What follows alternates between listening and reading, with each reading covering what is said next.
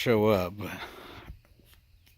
Ended up wet sanding 1500, 2000, 2500, 3000, and then some griots compound.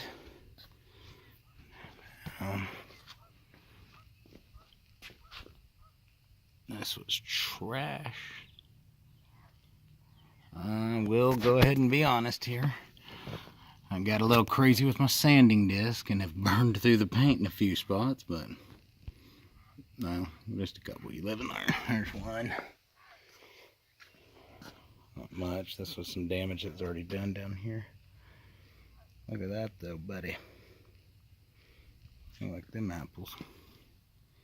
Now this topper was a little crazy. I don't know how this is gonna work out, but I think last time I thought I had it all perfect, and son told a different story. Here's what basically it looked like. The other side's not much better. Actually, it's a lot worse. Let's see if we can get in this light and you can really see.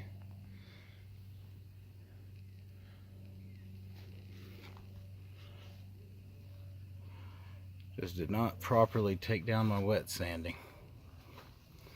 But the other side looked just as bad. And just figured out I needed to step it back up a little slower.